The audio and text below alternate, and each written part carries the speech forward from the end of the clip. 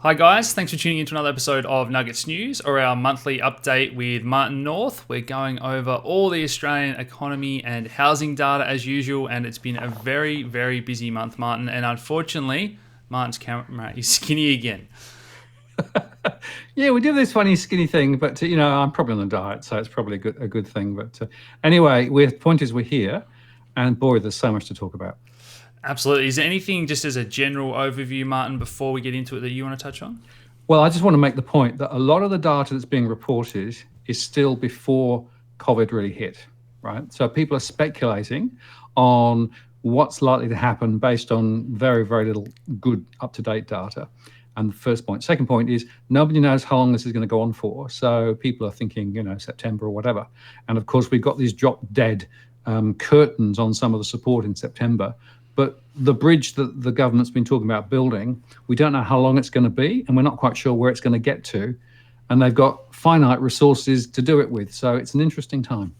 And I think that ABS came out and said they're going to try and get out data in a more timely fashion, because I know in the US we get these jobs numbers every week, and I think they were feeling the pinch to say, hold on, Australia's going to look pretty bad if we take weeks or months to get our data out and everyone else is doing it week to week. Yeah, well, they've actually started putting out more regular data. In fact, there's a couple of first couple of slides are actually their latest data. So they're talking now, for example, the week of the 14th of March through to the 18th of April, right? So that's what, three weeks away? Yeah. 3 weeks back, but that's very early on through the cycle, right? The shutdown started end of March, so we've got 3 weeks potentially of data relating to April, or maybe two and a bit weeks. And what they said was that jobs decreased by 7.5%, wages decreased by 8.2%, and somewhere around 700,000 people lost work since mid-March. Yeah. Right.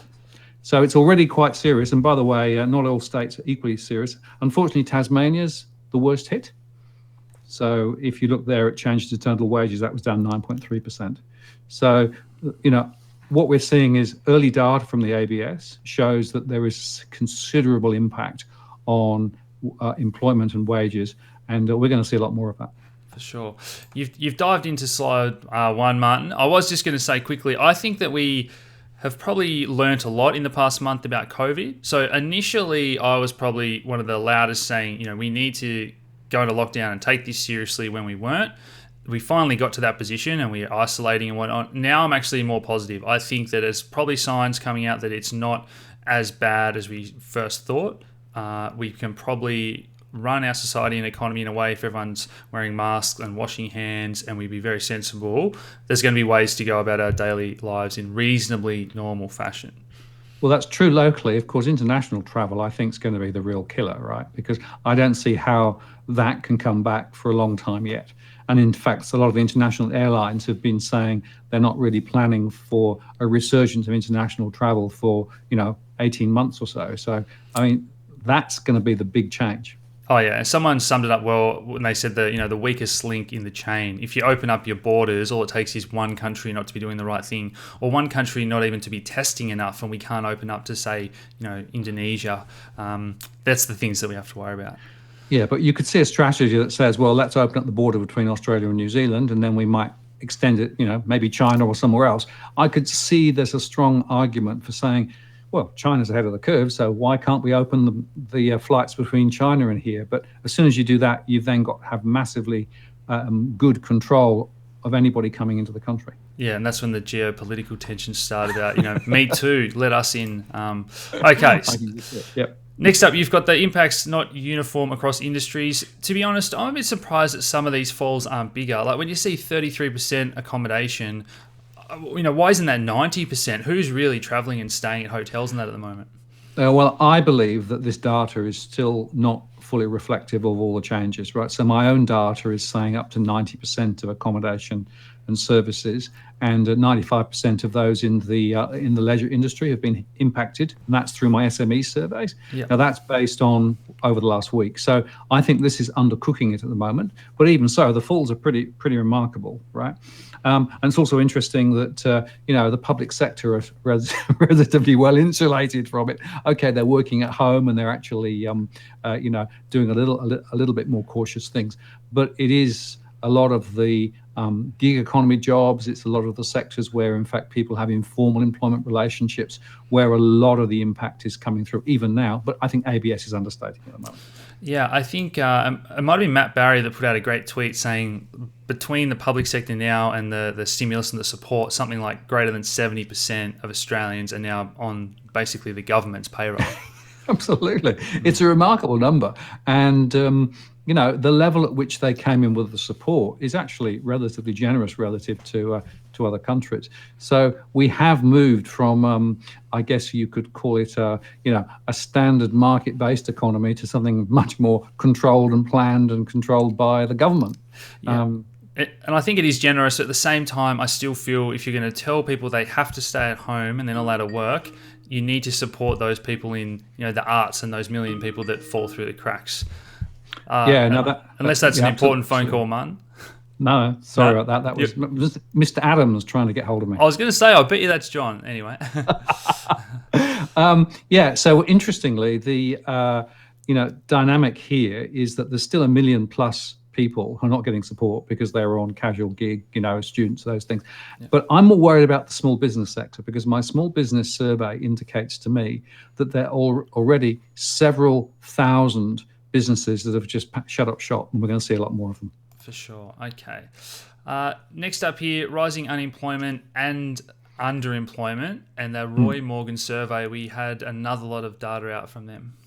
Yeah, and you can argue whether Roy Morgan is right or whether the ABS is right. I think ABS undercooks the information, as we've discussed previously. But Roy Morgan's saying nearly a quarter of the working population is either underemployed or unemployed. That's a huge number. Okay, it's dropped back slightly, but it was very high previously. And they're basically saying that about 1.4 million people have had their pay reduced, and they're saying 670,000 people unemployed. So there's a correlation between what the ABS said and what Roy Morgan is saying in terms of the people who are actually now without work or less work.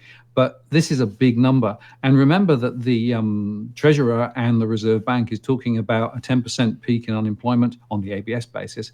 But even they're saying at the end of next year, it could be at 7%. So remember, we started going into this with an employment rate of 5.2%. So that quantum of unemployment is going to hang around for a long time. And that's going to be, I think, one of the big drags on the economy. Yeah, completely agree. There was a few different articles coming out the other day and talk about unemployment going to 10% and then 7% the following year. But at the same time, they're saying GDP is going to go down 6% and then rebound 6% the following year. So how on earth or what economy has ever grown 6% when unemployment is at 10% and then might decline through to 7% in that year? That just doesn't make sense to me. Well, except, of course, if you think about changes, right? So you can get a big drop and therefore you can get a big percentage rise up from that lower level, right? So you've got to be careful with these percentage numbers because it's not going necessarily back to the same place, right? In other words, 6% up from a lower base is not the same as 6% down from a higher base. Yes. No, I agree with that. I still think that we'd be getting nowhere near even that starting fall point if we're at those high unemployment levels. So yeah. I tend to agree. And I've always said unemployment is the bellwether. And unfortunately, ABS up until this point has been very slow at reporting. And they still say if you worked for an hour, you're not unemployed. And if you're not seeking work proactively, you're not unemployed. So the participation rate is the other thing to think about, right? I expect the participation rate to drop because what that means is that there are more people who are out of the market who would like to, but just chosen to walk away. So that's going to be another interesting element too. For sure. I don't want to get sidetracked, but I just want to, what Martin was saying before with the down 6%, up 6% is a very important concept to understand in all your investing. Because let's say you start off at 100 and you drop 10% and then you go back up 10%. So you go down to 90 and then up 10% is 99. So you've got this decay. And that's where a lot of investors get in trouble with things like double and triple leveraged ETFs or margin trading, or even the USO, the oil ETF at the moment. It's one of these reasons why these percentage products that are trying to track other things and inverse products, they all have a lot of drag or decay. So something you need to be aware of. Yeah, and that's also true of home prices too, right? So a 10% drop in home prices requires a bigger lift to get back up to the same level again. So you've got to be careful with these numbers. Awesome. Okay. Australia's fiscal response, as you say, has been one of the biggest in terms of direct fiscal support. Other places have had those bigger loans and whatnot, and their central banks being really active with their promises. But yeah, Australia's pretty much topping that list, isn't it, Martin?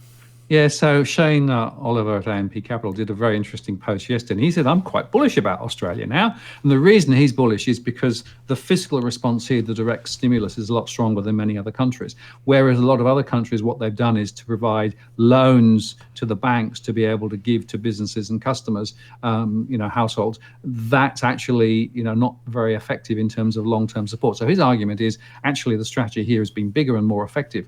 But it's also just worth going down the latest statistics here. So APRA says 6% of mortgage customers and 13% of small business customers have been able to defer their repayments. That's about 150 to 160 billion dollars of loans, right? That the payroll shows that jobs fell by 7.5% and the wages bill for business fell by 8.2%. And 1.2 million people have applied for early release of superannuation worth 9.8 billion. Not huge in the context of 3 trillion, but significant. And the government said it's paid 25 billion. There's another 30 billion to go. And 420,000 small and medium businesses have received cash flow assistance. So these are huge, huge supports. And it's driven around this fiscal response. Question, of course, is how do you then retreat back from that fiscal stimulus? And that's, of course, the big question. Yeah, what I would add to that, Martin, is these countries that have gone the loans and guarantees route. You're putting the banks in the middle. So a lot of the time, these guys have made some easy profits, but these businesses need that direct injection or support or replacement of wages for individuals. It's all these programs that are putting banks in the middle that makes it a lot harder. And now these banks are trying to shore up their reserves in a lot of cases, even when sometimes they've been told you don't need those reserve ratios. A lot of these banks are raising cash and particularly not lending between those countries. So when you see Italy and Germany there, this is where the ECB and Germany have come out the other day and said, we don't think that QE is politically right or legal, so that's going to get messy there. Those cracks in Europe are always widening. When you look at these other countries that have gone the more fiscal route, and one of the things we spoke about with Chris Joy the other day in that interview, the countries that have gone really big actually risk inflation because they went all out, and then Australia has very few cases. We might be hopefully back to normal. Who knows? It could get worse. But if you've got all that money and you've actually given it those injections into the economy, that's when you really risk inflation. Yeah, and we've discussed this before, but just again on the inflation-deflation story, I still am, not convinced necessarily we're going to see inflation for all the reasons that we've discussed previously. Nobody quite knows yet. And those two scenarios take us into very different future realms, because in one place you've got plenty stagflation, and the other is you've got depression and deflation. And, the economic consequences are quite different. Absolutely. That's the big $1 million question, and how everyone wants to know to position their portfolio. Is it deflation? Can central banks fight that? I think they're going to need tens of trillions of dollars to actually fight deflation and keep markets elevated where they are. But the chances of them putting interest rates up is close to zero for the next 3 years. And so then the question is, all that liquidity that's sloshing around the system now, where does it go? And does that actually lift, the values of assets? If you look at Japan, no, it doesn't. So, it depends where you look. Nobody knows yet. Yes. All right, next slide, you've got ANZ consumer confidence. Yeah, so this is the ANZ Roy Morgan confidence. And of course, it was dropped dramatically and it's come back a little bit, which is basically saying, well, people are a little bit more comfortable now because of all the support mechanisms that are in place. And maybe it's not quite so drastic. But other surveys are suggesting a lot of people are still hunkering down, spending less, saving more, because they now feel less certain than they did previously. And that's certainly something which I see also in my surveys. If we go to the next slide, which is the household financial confidence index. You can see it actually upticked in April, moved up a little, so 75, but it's still well down from where it's always been before. And in terms of the moving parts, basically in summary, more people have doubts about their job security than previously, that the savings are under pressure and people are wanting to save more, but the returns they're getting on those savings aren't great, that they are actually very concerned about the amount of debt they have. So suddenly concern about how do I service my debt has gone through the roof. And that's not surprising because, of course, all the pressures there now. That the real income is being compressed. And that means that you might getting some support from the government or through the the JobKeeper scheme, but it's not as much as previously. So income is under pressure. Costs continue to rise, and we've seen some specific areas where costs have gone up. I know oil's gone back, but costs are still pretty high, and net worth is actually back.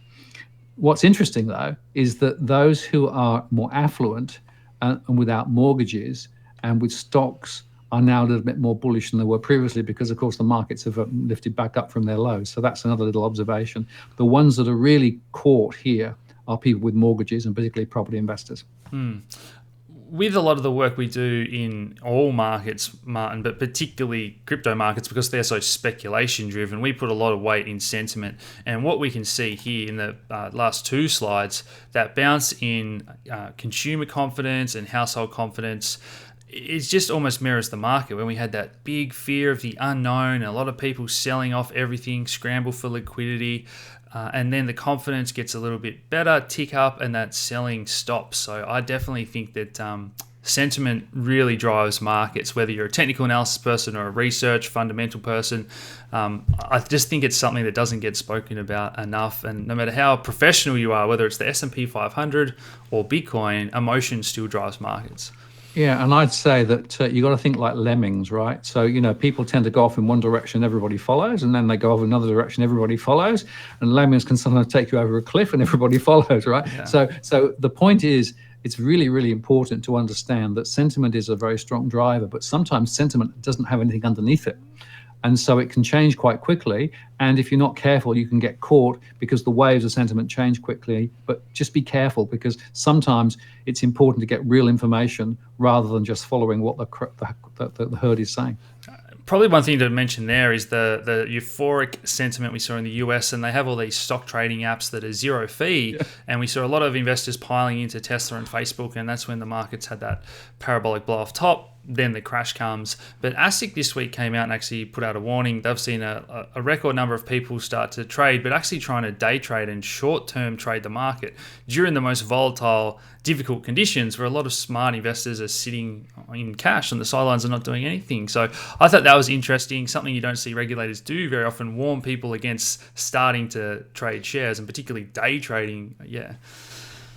Well, volatility, you might win, but you might lose, and you've got no way of knowing. And that's the problem. So you're just taking a speculative view as to what might happen. As long as people understand that you can win or lose, nobody knows, that's fine. But unfortunately, a lot of people are claiming that they've got a secret sauce and they can always trade to positive outcomes. I'm very doubtful personally. Yeah, extremely hard work and a lot of years of training to try and get good as a trader. But mortgage stress up again. This is quite a sharp increase, Martin, and those projections higher again. Yeah, it's scary stuff. So 38.8%, 1.4 million households, another 100,000 in the month. And I've taken account here of all the government support mechanisms and the deferred interest payments, all of that stuff. And yet we're still seeing a number of people with cash flow issues relating to their mortgage. And unfortunately, I think this is going to continue. So I'm still thinking that by the time we get to August, we could be up above 40%. The reason I've gone to August is I'm not sure what's going to happen in September. So in September, will they really turn off all those support mechanisms from the government? Will the banks then stop those interest and repayment capital holidays? Because at that point, the rubber's really going to hit the road in terms of the true impact. And if unemployment remains very high and there's no wages growth and some people are still not getting the hours that they were previously, this is when I think things could get really sticky. Yeah, and I don't think they're going to turn those taps off, the support off. What we saw in the US a lot of the time was almost like the market hold the Fed hostage to some degree. And they're saying, well, if you're going to back off QE or you're going to keep raising rates and make these conditions tighter, we're not going to lend and we're not going to reinvest back into the market. The market crashes 20%. It's almost like a tantrum, and then they get their way. So the RBA haven't been too aggressive with their bond buying at the moment. They haven't really had to be. But I think we can go down that path between the government and the banks. And the banks are going to say, well, we're just uncertain. We're trying to be safe and do the right thing. And the government are going to be saying, lend. We need you to lend. And they're going to say, no, you print money and give it to them. So that's what I see playing out. Yeah, and APRA came out with some frequently asked questions on how how strong the banks should be with regard to lending standards, and basically they've given them further latitude to make some sort of calculated risks, which is interesting because to my mind this is the time you need to be really cautious as a lender, because otherwise what you're going to do is effectively just build problems for later. But the regulators are on the same side as the banks, so maybe what you expect. An interesting word after a Royal Commission to give them some latitude in lending. But well, particularly, of course, moving from principal and interest to interest-only loans. So they're actually now saying, well, maybe that's one of the things you should think about. So wacky. Yeah. All right. Next up, Martin, rental stress. I don't think this is one we've covered before, is it? Or no, the reason I've done this is because about a third of the population are actually living in rented accommodation, and we are seeing rents actually drop. But we've got 1.7 million households who are struggling to make those rental payments at the moment, and that's a combination of all the factors that we're aware of. So 1.7 million, and again, it's interesting how it's distributed. The highest proportion in Tasmania, although a small population, but New South Wales, then Victoria. They're all feeling it. So 39.3%, that's a significant rise too. And it's slightly higher than mortgage stress. So in fact, the rental sector is feeling it more than the people with mortgages. And why do we think that is? The message we're getting from the mainstream is that property's still going up. There's not a lot of people selling, and we haven't seen all those forced sales and Airbnbs hit the market yet. So in theory, we'd be thinking that there's going to be a range of properties for renters to choose from. It's going to be more competitive and rents would go down, wouldn't it? Well, rentals are going down. So in some areas of Sydney, they're down 20 or 30%. And there's more listings of rental properties than we've had for a long time. But if you don't have income coming in, you can't pay your rent. And that's the problem. So a lot of the people in the rental sector are people in gig jobs and part-time jobs and, maybe fragmented employment. And so it tends to aggregate around particular sectors of the economy and particular types of people. And unfortunately, a lot of those are in the rental sector. Okay. Just to illustrate that on the segments, on the next slide, you can see there that it's pretty similar to our trends with regard to mortgage stress. So young growing families, the fringe areas, the battling urban, so the battlers as it were, but also some more affluent people too. So it's not just one or two segments. This is pretty broad across the market. No way. So in the title, Martin, that says retail stress. That's meant to be... That should be rental stress. That was me doing it at 6 a.m. this morning. Sorry. That's all right. I'm sure there's some stress in the rentals, particularly in the CBDs. Okay. Well, that's true too, but this is actually rental stress. Yep. And I thought I'd just show you. This is my top postcodes. And it's interesting that Melbourne 3000 actually has the highest rental stress in the country at the moment, which may surprise people, but it's worth thinking about this. There's a high proportion of rentals in that postcode. A lot of them are actually university students and other, sort of migrant types who just come for a little period of time and aren't getting any of the income support. So that's one of the reasons. But again, there's an interesting sort of difference in terms of the postcodes where rental stress is highest versus mortgage stress. So I'll be doing some more work looking at the difference between the two.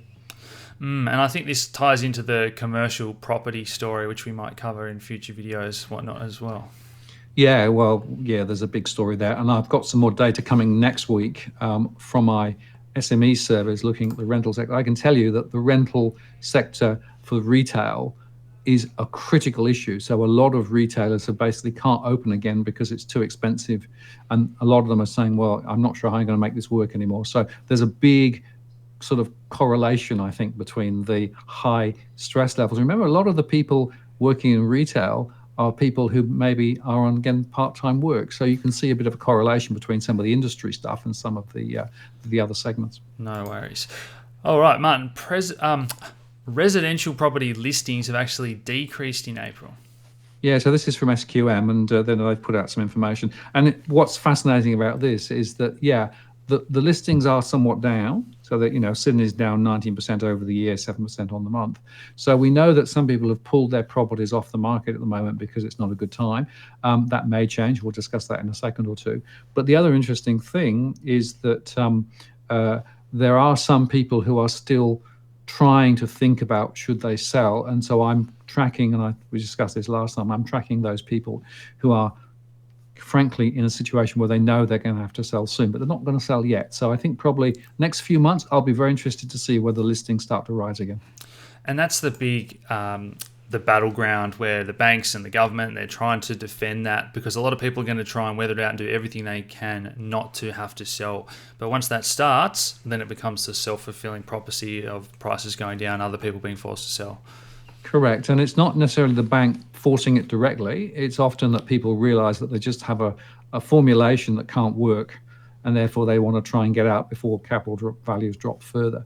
Then the banks will come in probably in about 6 to 12 months and start being more heavy-handed with regard to foreclosures. So unfortunately, I think this is going to play out not over the next 6 months, but over 18 months to 2 years. And when we had a correction in the housing market a year or two ago, the banks weren't ever forced to mark their books to the new market values, were they? Because it didn't really last long enough. Whereas if we're in this sort of, decline, recession, possibly depression if it gets worse, there's no, it'll rebound and get better soon. You'd have to start to mark to current values. Well, it'd be an interesting question, right? Because some of the bank economists are talking about a 10 to 20% fall in property prices. Now, the question is, if they are officially saying that, then surely the banks should mark to market those properties to take account of what they're saying. Otherwise, there's a complete inconsistency with the mortgage part of the business and what the economists are saying. Previously, the economists were always very coy about forecasting downward movements. But there's some interesting stuff ahead. I think we haven't seen the last of, the predictions. And of course, other people are saying prices will rise. So not everybody's on the bearish side, But nobody quite knows because there are so many moving parts. And recently, all the big four banks reported. Some of them cut their dividends entirely. Others are still paying out dividends while they're raising capital, which doesn't make sense to me. But they've increased their bad loan provisions. What sort of percentage is that nowhere near enough to cover if we actually did get that 10 or 20% fall in property and whatnot, I imagine? No, I don't think there's enough provisioning yet. They'd have to probably quadruple what they've done to be able to get close. That would be requiring more capital. My own suggestion is they're going to need another 50 billion of capital over the next 18 months or so to be able to actually support the business. I mean, that's not, massive in terms of the total size of the market, but it's enough to make a big dent. But then, of course, we've got the support mechanism from the Reserve Bank. We've got the support mechanisms in place, which means that they can pull on the government effectively. And remember that the banks in Australia are very much regarded by international investors as supported by the government. So essentially, they are underwritten, in principle and probably in practice too. So that's giving some support to the banks at the moment. Yeah, well, was it New South Wales government the other day came out and said they're going to spend 500 million on buying off the plan apartments or something? Like, that's just Australia's obsession with property in one headline. Well, we'll touch on that in a couple of slides because there's some what lever are we going to pull? We're going to pull the property lever, of course. Just before we get there, on slide 13, you can see that there's a little bit of movement in the mortgage sector. In fact, the data that came out a few days ago showed that the owner-occupied loans in March were actually not too bad. The owner-occupied investors were very down again, so the investment sector is pretty much dead. First-time buyers were there, but that again is pre-COVID, so the next couple of months will be critical. I'm certainly seeing in my forward data very little mortgage activity at the moment, and the banks have tightened their underwriting standards. They are asking a lot more questions about people's incomes and certainty of income and those things, and they're also not lending as much. So we're seeing, I think, a bit of a hunkering down in terms of lending standards, which is appropriate given where we are. So what you're saying, Martin, is next month's episode is going to get more exciting when we start to get all that data. I think the next 2 or 3 months will be really interesting. Yeah, I should be so interested to see how the data comes out, because there could be, if we start getting a bit of a rebound, people will say, oh, maybe I should get back into the property market early. So we might see a rise in mortgages. A lot of the mortgages that were rewritten, though, were refinancing existing ones to lower rates, because the banks are discounting debilio at the moment to try and get business. And a lot of it's refinancing. So they're sort of fighting over the scraps of the existing market rather than pulling new people in. Yeah, okay.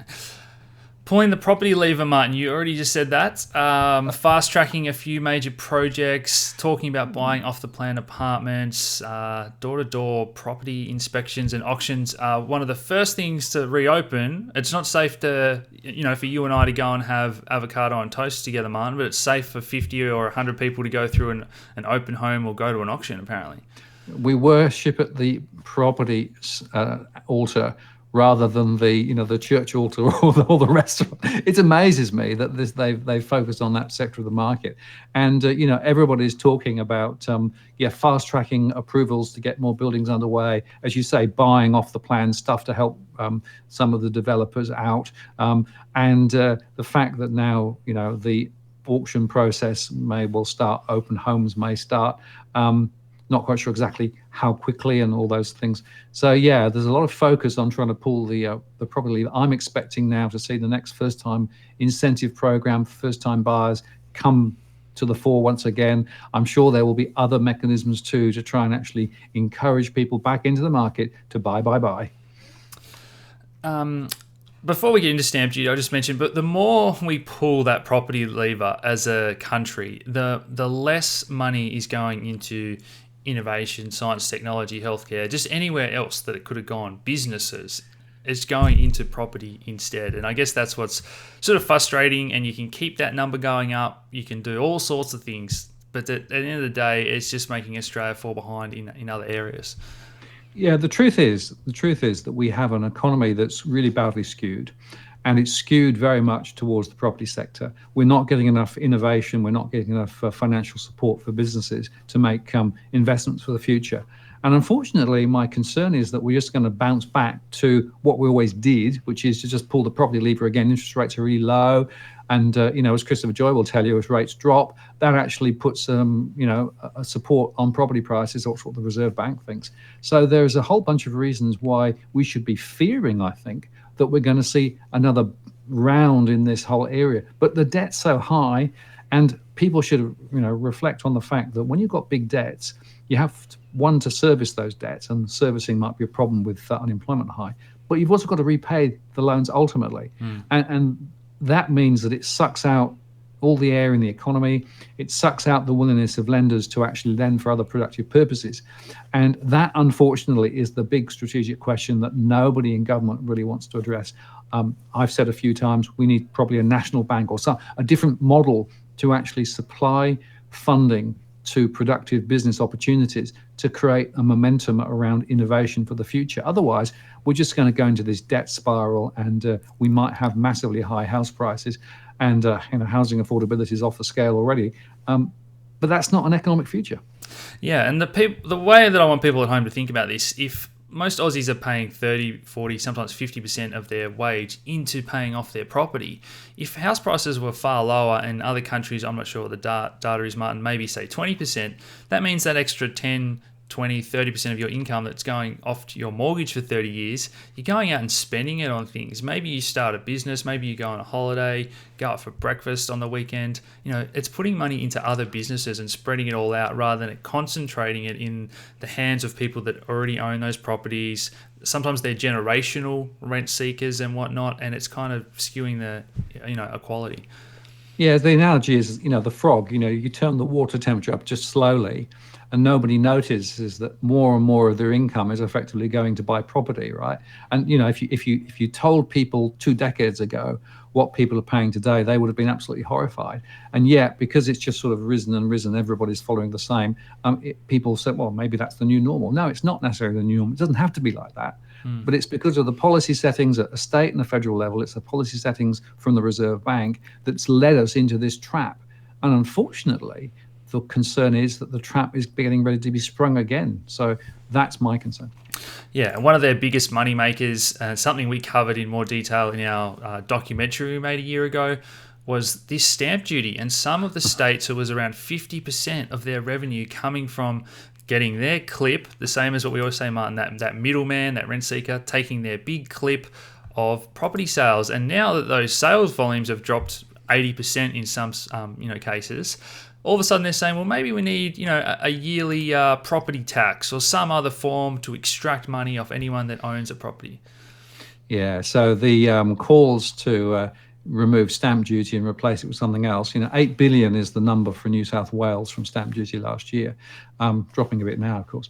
And that's the question, really. So if you are going to swap it, what are you going to swap it to? Is it going to be land tax? Is it going to be local GST? Is it going to be local rates? Because you can't just sort of take money away and not replace it. But the other point is all the research around the world has shown that where you actually reduce stamp duty or remove it, it doesn't actually drop house prices. What it does is it lifts house prices by the amount of the stamp duty that you've given away. So effectively, we could be in the situation where you move to a land tax, which means that everybody pays every year who owns property. But also property prices go up by the $40,000 or whatever the average stamp duty is in New South Wales, for example. This is something which needs to be much, much more carefully argued than is currently being argued. And it's interesting how the property sector, John McGrath is shown here, is spruiking it because, of course, they can see it's a way of trying to reignite property transactions. And yeah, stamp duty is definitely a barrier, one of the barriers to transacting, but just taking it away without thinking through the consequences is just nuts in my view. And, frankly, if stamp duty is taken out, and by the way, in ACT, they've ratcheted it down over many, many years rather than just turned it off. So this could be a long-term transition. You've got to ask the question, what's going to be replacing it? For sure. All right, so trade better than expected. We had these numbers out. I think might have only been yesterday, Martin. And from what I was reading, gold. I think it was $25 billion of gold in the past 12 months. So record amounts and a big uptick in the last month. Yeah, the gold was 225% higher than the previous month. Massive, because it's very volatile, right? So massive spike. But also the coal and the iron ore was up as well, and of course that going into China. So essentially, the number was 10.6 billion. People were thinking 6 billion, right? Now this could be enough to actually support the GDP in the quarter up till the end of March when it comes out. And if that's the case, we might get away with one recessionary quarter, as it were. In other words, 3 months, which wouldn't be an official recession. So June is going to be a disaster, clearly what's going to happen. So this might just be another sign that we're the lucky country. And interestingly, the imports, of course, were down. So tourism was down and education was down. But net, this is a massively bigger number than people were expecting. It really would be the case. It would be so funny if Australia sort of just dodged that bullet. If you follow me on Twitter, you know that I'm tweeting out the gold price in Aussie dollars at $3,000 an ounce almost. These Aussie gold producers are making so much money, and now it's lifting our entire GDP. It's crazy, and if we get through with just that one nasty quarter, avoid a recession, that record, that world record, we continue on, but we'll see what happens.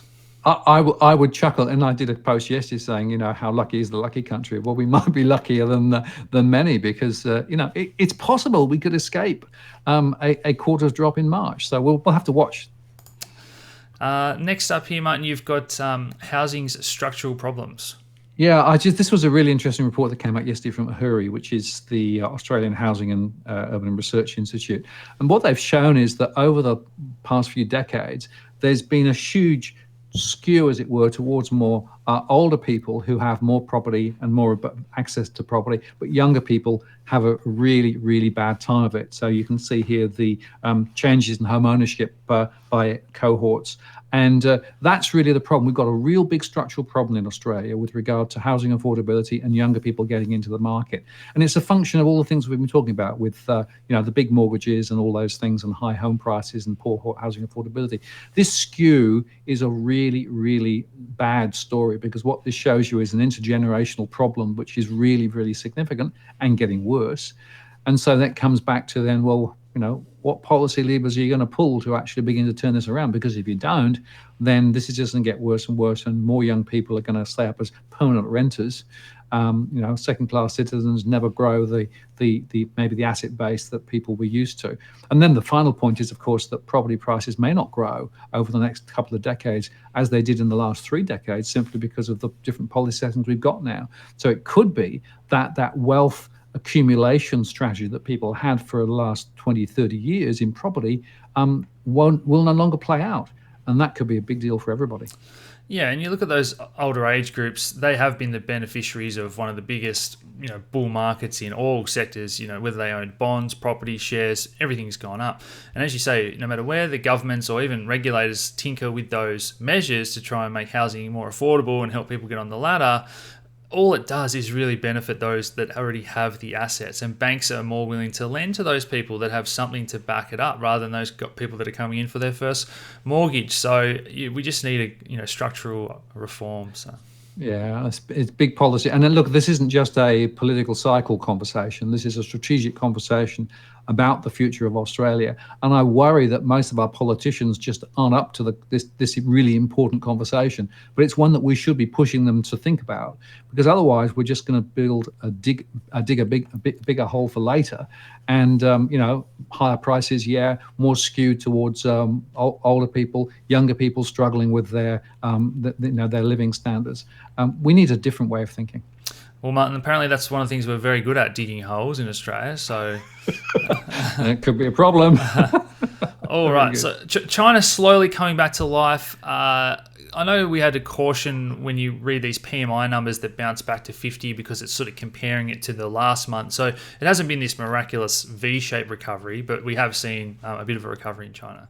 Yeah, so this is just a few data points. I won't go through them in detail, but just to illustrate that if you look at subway journeys or flights or even daily consumption of from electricity providers, there's not a huge amount of evidence that there's been a massive rebound, right?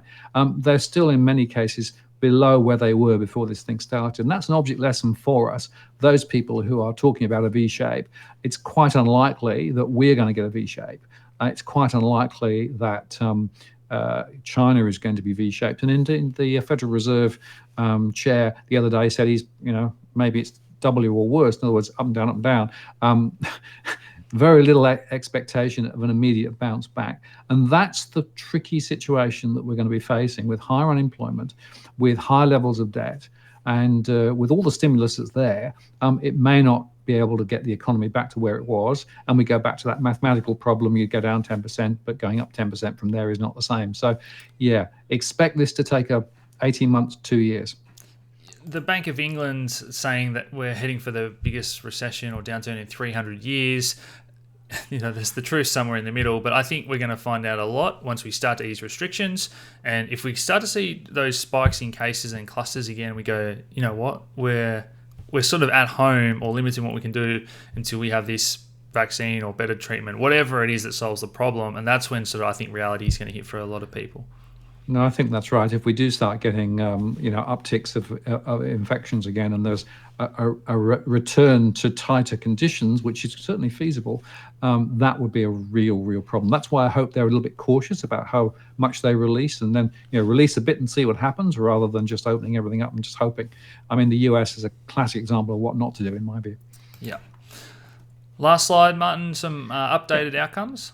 Yeah, so just to give people a bit of a heads up, I run these models every few weeks, and last time we spoke, I was up at 65% for global disruption, with home prices down 30 to 45%. That's dropped to 50% now, so it's still a chance, but I've actually upped the probability of what I call the longer term crunch. So it's still a crunch, but home prices perhaps not sliding as far, simply because of the fact that we seem to have got this more under control than I thought a few weeks ago. Still uncertain, that's why we've got scenarios, but all of my cases suggest prices sideways or down over the next couple of years, rather than actually rising from this point. And from that particular perspective, I would disagree with some other commentators who think that we're going to see significant rises ahead. I just don't see how that's going to happen. I think Chris Joy and these others that are talking about the rises, if we go down that path, for me, it is going to be more of that inflationary scenario. I don't think we can argue we're going to see 10%, 20% growth in business startups, wage rises. It's not going to come from a healthy economy, GDP background. It's going to come from, wow, there's been too much money printed. The wealthy have got their hands on that. They're going to buy up all these properties with rates at zero. That's the scenario where I think we'd possibly get that outcome. Yeah, and I agree. That will be mostly investment property. Investment property is on the nose at the moment. More people are trying to sell rather than buy. That could turn around. So who knows? But the scenarios are, to my mind, not looking particularly flash. But then, as new data comes in, as we get better reads on post 22nd of March, as it were, we'll be able to update our scenarios. And if things start going the other way, then I'll update the scenarios appropriately. Yeah. And final thing, a special mention to everyone that has been sharing the videos around. The month before, when we only had 20,000 views, we spoke about how the algorithm is sometimes suppressing content and certain words and whatnot. The following month, we're back up to 50,000. So we do really thank everyone that's sharing these videos around. The links to follow Martin and myself are always down in the description below. And thanks, Martin. We'll talk again next month. Good to talk to you, and see you next time. Thanks, guys.